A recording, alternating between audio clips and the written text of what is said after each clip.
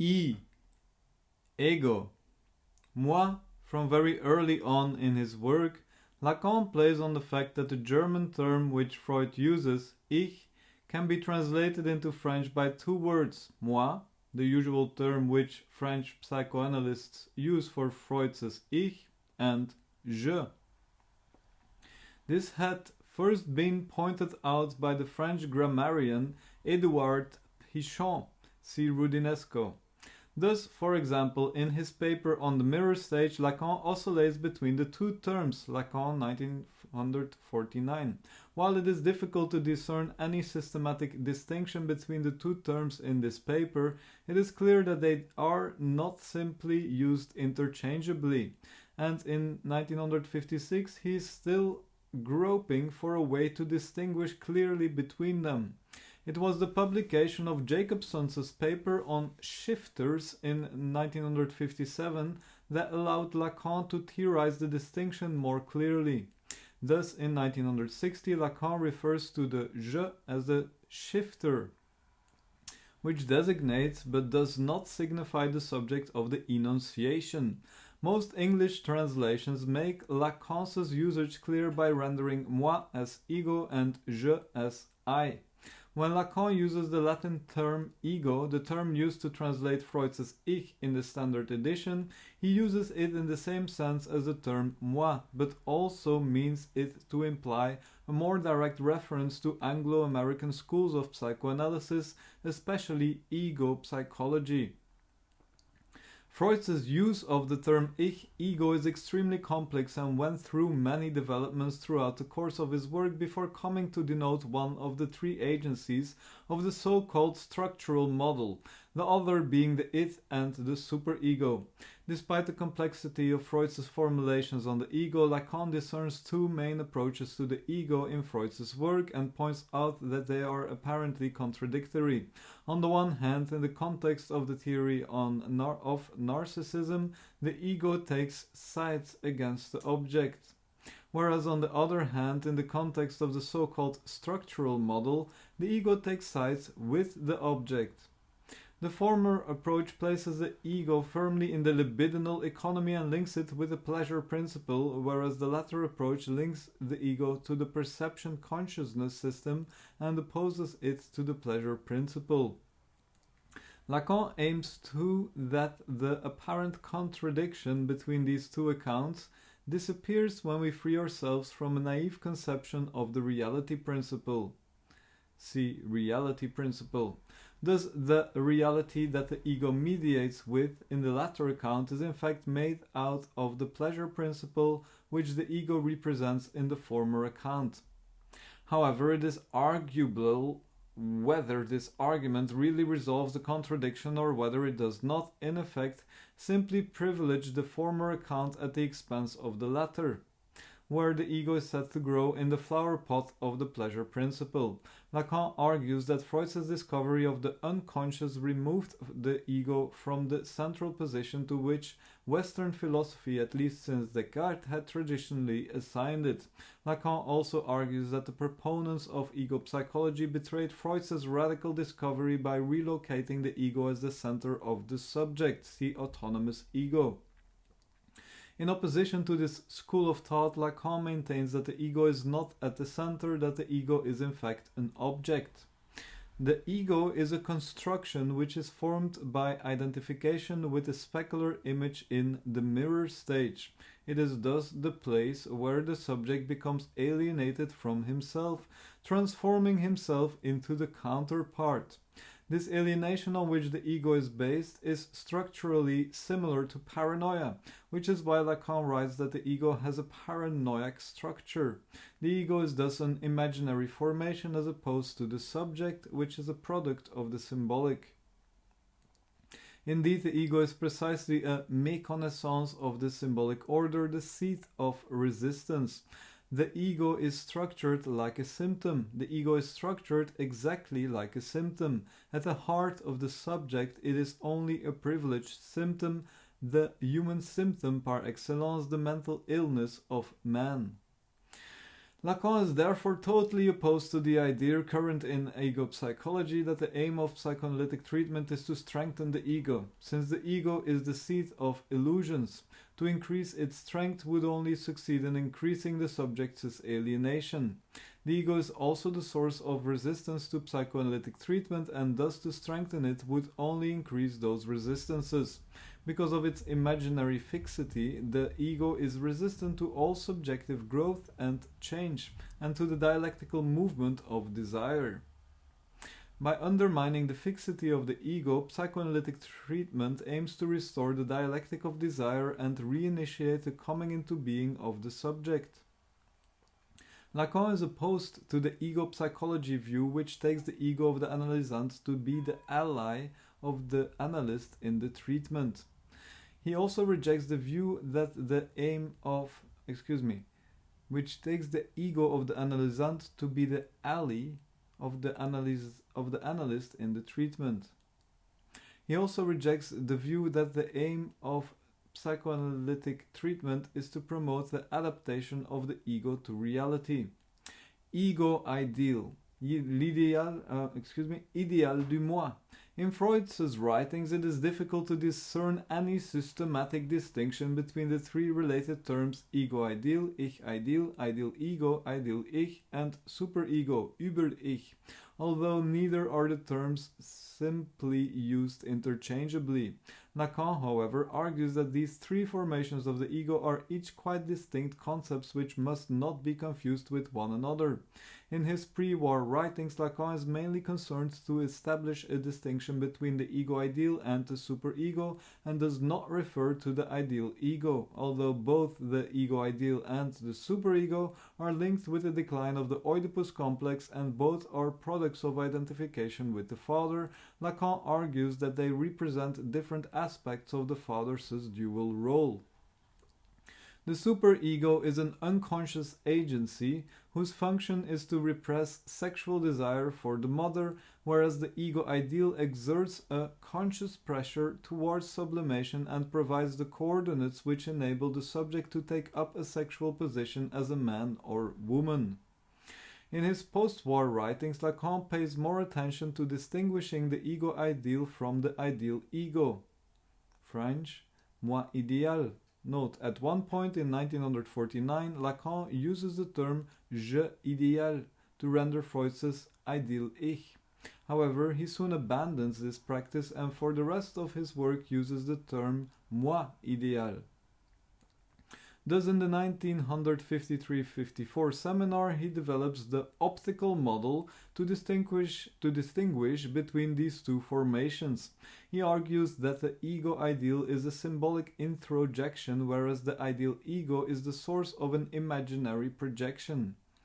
The ego ideal is the signifier operating as ideal, an internalized plan of the law, the guide governing the subject's position in the symbolic order and hence anticipates secondary Oedipal identification, or is a product of that identification. The ideal ego, on the other hand, originates in the specular image of the mirror stage. It is a promise of future synthesis towards which the ego tends, the illusion of unity on which the ego is built. The ideal ego always accompanies the ego as an ever-present attempt to regain the omnipotence of the pre-Oedipal dual relation. Though formed in primary identification, the ideal ego continues to play a role as the source of all secondary identifications. The ideal ego is written I between brackets small object A in Lacanian algebra, and the ego ideal is written I between brackets capital A. Ego psychology. Psychologique du moi. Ego psychology has been, since its development in the 1930s, a dominant school of psychoanalysis in the International Psychoanalytical Association, IPA. It draws mainly on Freud's structural model of the psyche, which was first put forward in The Ego and the It. This model comprises three agencies, the it, the ego, and the superego, since the ego plays a crucial role in mediating between the conflicting demands of the instinctual it, the moralistic superego, and external reality. More attention began to be paid to its development and structure. Anna Freud's book The Ego and the Mechanisms of Defense was one of the first works to focus almost entirely on the ego, and the trend became firmly established in Heinz Hartmann's Ego Psychology and the Problem of Adaptation, which is now regarded as the foundational text of ego psychology.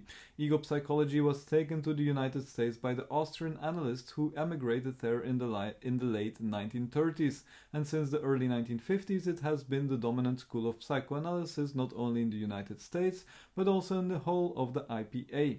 This position of dominance has enabled ego psychology to present itself as the inheritor of Freudian psychoanalysis in its purest form, when in fact there are radical differences between some of its tenets and Freud's work.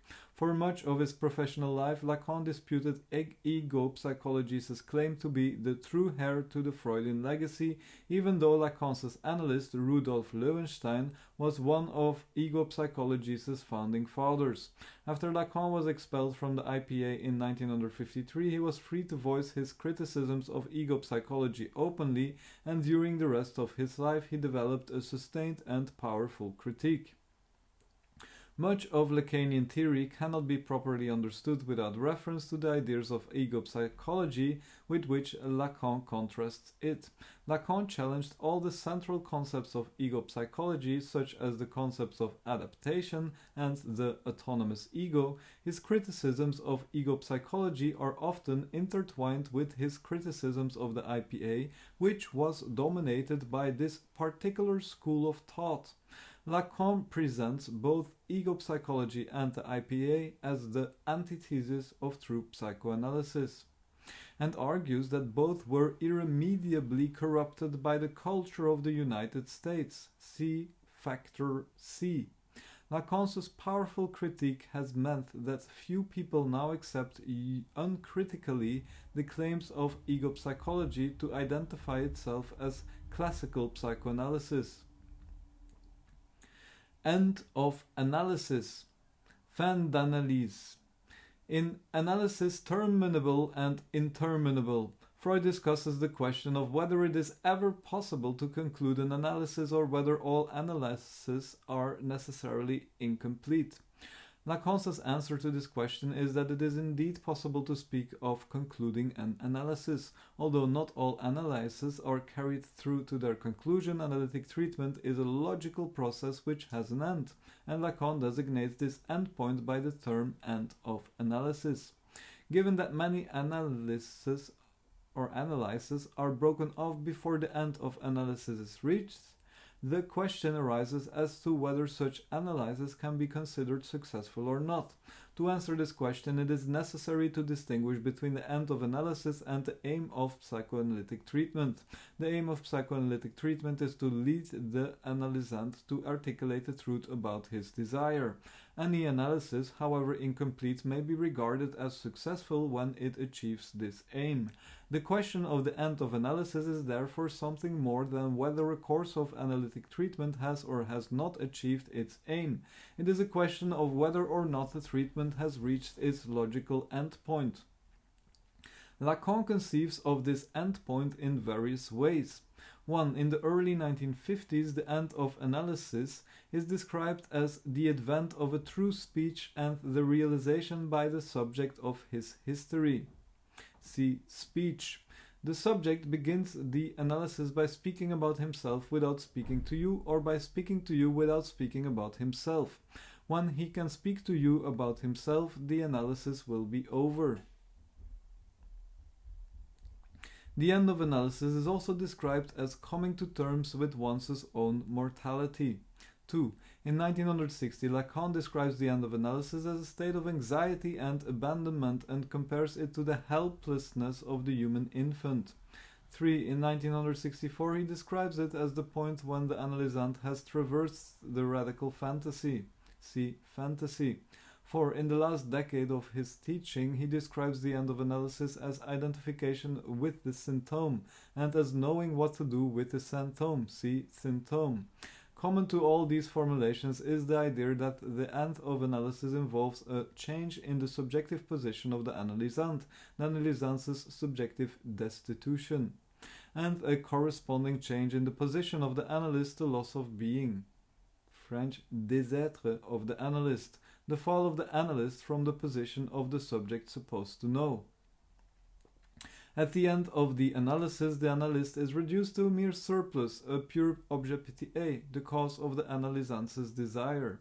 Since Lacan argues that all psychoanalysts should have experienced the process of analytic treatment from beginning to end, the end of analysis is also the passage from analysant to analyst. The true termination of an analysis is therefore no more and no less than that which prepares you to become an analyst. In 1967, Lacan introduced the procedure of the pass as a means of testifying to the end of one's analysis. By means of this procedure, Lacan hoped to avoid the dangers of regarding the end of analysis as a quasi-mystical, ineffable experience. Such a view is antithetical to psychoanalysis, which is all about putting things into words. Lacan criticizes those psychoanalysts who have seen the end of analysis in terms of identification with the analyst. In opposition to this view of psychoanalysis, Lacan states that the crossing of the plane of identification is possible. Not only is it possible to go beyond identification, but it is necessary, for otherwise it is not psychoanalysis but suggestion, which is the antithesis of psychoanalysis. The fundamental mainspring of the analytic operation is the maintenance of the distance between the I, identification, and the objet petit accent. Lacan also rejects the idea that the end of analysis involves the liquidation of the transference.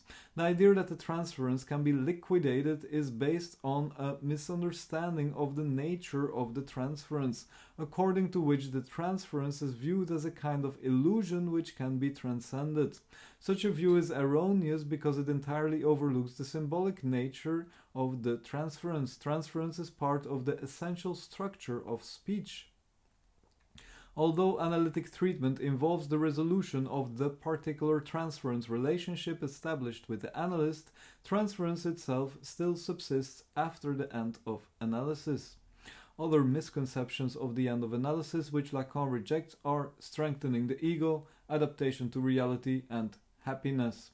The end of analysis is not the disappearance of the symptom, nor the cure of an underlying disease, for example neurosis, since analysis is not essentially a therapeutic process but a search for truth, and the truth is not always beneficial. Enunciation. Enunciation. In linguistic theory in Europe, one important distinction is that between the enunciation and the statement, French énoncé, the distinction concerns two ways of regarding linguistic production. When linguistic production is analyzed in terms of abstract grammatical units, such as sentences, independent of the specific circumstances of occurrence, it is referred to as a statement. On the other hand, when linguistic production is analyzed as an individual act performed by a particular speaker at a specific time, place, and in a specific situation, it is referred to as an enunciation, Ducrot and Todorov. Long before Lacan uses these terms, he is already making a similar distinction. In 1936, for example, he stresses that the act of speaking contains a meaning in itself, even if the spoken words are meaningless. Prior to any function it may have in conveying a message. Speech is an appeal to the other. This attention to the act of speaking in itself, irrespective of the content of the utterance, anticipates Lacan's attention to the dimension of the enunciation. When Lacan does come to use the term enunciation in 1946, it is first of all to describe strange characteristics of psychotic language, with its duplicity of the enunciation. Later in the 1950s, the term is used to locate the subject of the unconscious. In the graph of desire, the lower chain is the statement, which is speech in its conscious dimension, while the upper chain is the unconscious enunciation. In designating the enunciation as unconscious, Lacan affirms that the source of speech is not the ego nor consciousness, but the unconscious. Language comes from the big other, and the idea that I am master of my discourse is only an illusion. The very word I, je, is ambiguous, as shifter. It is both a signifier acting as subject of the statement and an index which designates but does not signify the subject of the enunciation. The subject is thus split between these two levels, divided in the very act of articulating the I that presents the illusion of unity. Ethics. Éthique. Lacan asserts that ethical thought is at the center of our work as analysts, and the whole year of his seminar is devoted to discussing the articulation of ethics and psychoanalysis. Simplifying matters somewhat, it could be said that ethical problems converge in psychoanalytic treatment from two sides, the side of the analysant and the side of the analyst. On the side of the analysant is the problem of guilt and the pathogenic nature of civilized morality. In his earlier work, Freud conceives of a basic conflict between the demands of civilized morality and the essentially amoral sexual drives of the subject. When morality gains the upper hand in this conflict and the drives are too strong to be sublimated, sexuality is either expressed in perverse forms or repressed, the latter leading to neurosis. In Freud's view, then, civilized morality is at the root of nervous illness. Freud further developed his ideas on the pathogenic nature of morality in his theory of an unconscious sense of guilt, and in his later concept of the superego, an interior moral agency which becomes more cruel to the extent that the ego submits to its demands.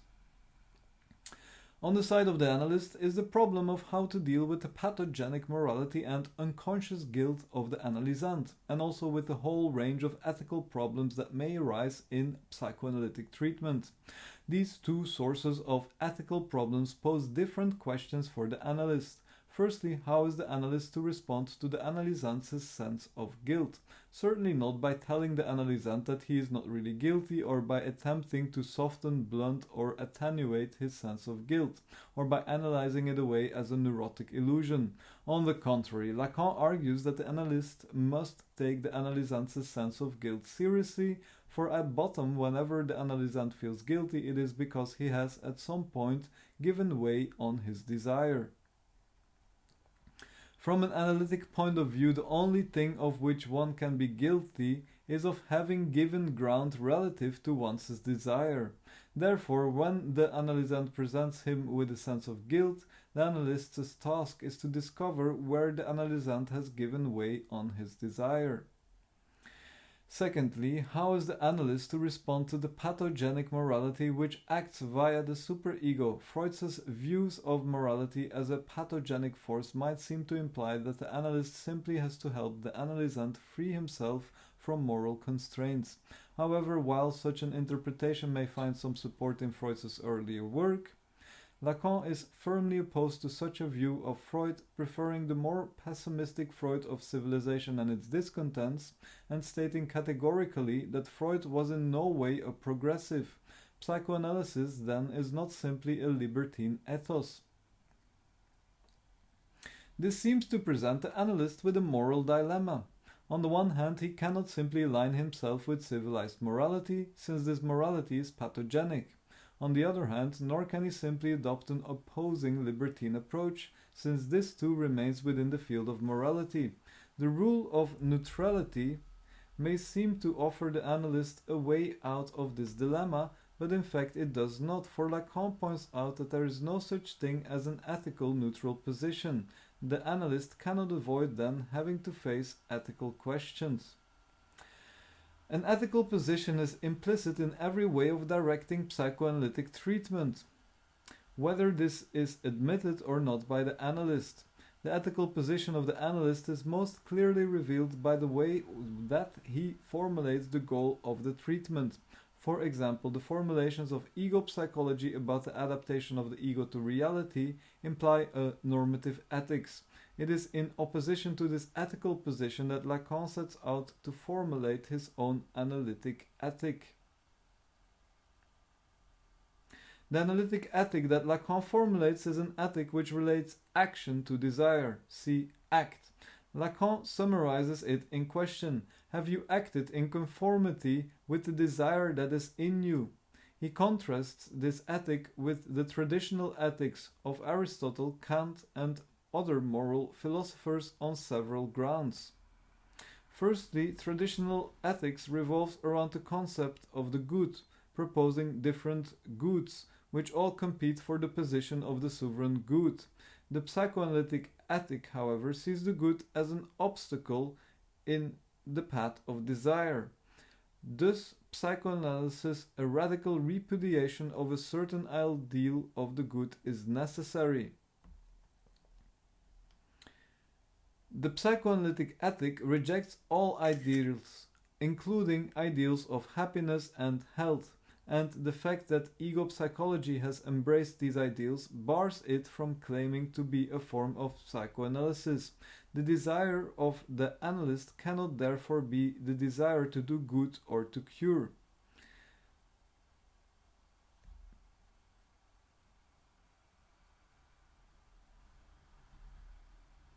Secondly, traditional ethics has always tended to link the good to pleasure. Moral thought has developed along the paths of an essentially hedonistic problematic.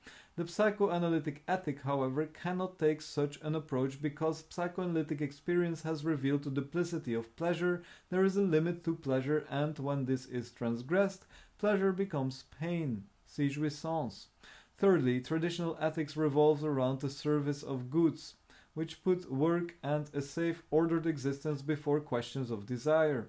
It tells people to make their desires wait. The psychoanalytic ethic, on the other hand, forces the subject to confront the relation between his actions and his desire in immediacy of the present.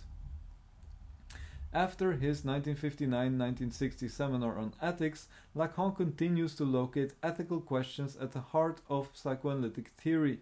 He interprets the soul in Freud's famous phrase, "Wo es war, soll ich werden," where it was, there ego shall be, as an ethical duty, and argues that the status of the unconscious is not ontological but ethical.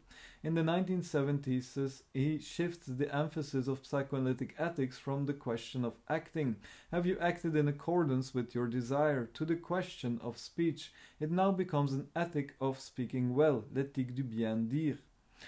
However, this is more a difference of emphasis than an opposition, since for Lacan to speak well is in itself an act. It is fundamentally an ethical position which separates psychoanalysis from suggestion. Psychoanalysis is based on a basic respect for the patient's right to resist domination, whereas suggestion sees such resistance as an obstacle to be crushed. Existence. Existence. The term existence is employed by Lacan in various ways. See Zizek. Existence in the symbolic. This sense of existence is to be understood in the context of Freud's discussion of the judgment of existence, by which the existence of an entity is affirmed prior to attributing any quality to it. See Bejahung.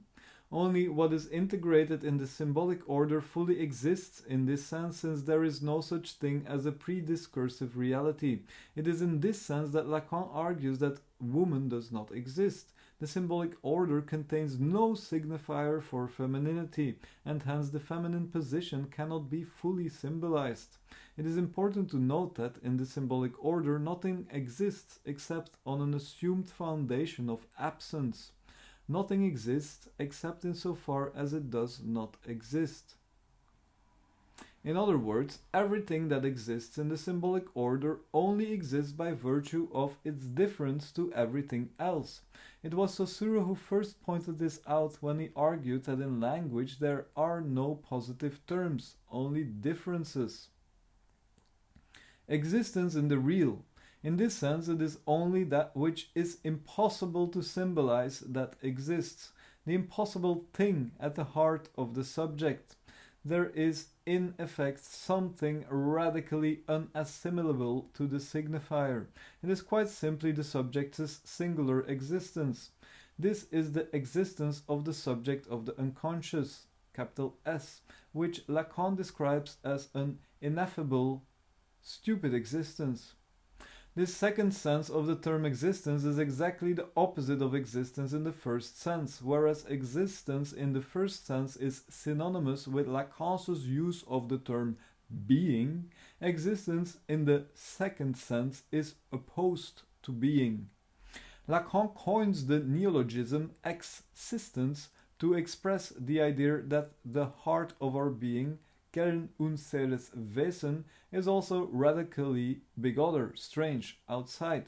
The subject is decentered, his center is outside of himself. He is eccentric. Lacan also speaks of the existence and Stellung of desire in the dream, since the dream cannot represent desire except by distorting it. Extimacy, extimité. Lacan coins the term extimité by applying the prefix ex from exterior to the French word intimité, intimacy. The resulting neologism, which may be rendered extimacy in English, neatly expresses the way in which psychoanalysis problematizes the opposition between inside and outside, between container and contained. For example, the real is just as much inside as outside, and the unconscious is not a purely interior psychic system, but an intersubjective structure. The unconscious is outside. Again, the big other is something strange to me, although it is at the heart of me. Furthermore, the center of the subject is outside, the subject is eccentric. The structure of extimacy is perfectly expressed in the topology of the torus and of the Möbius strip.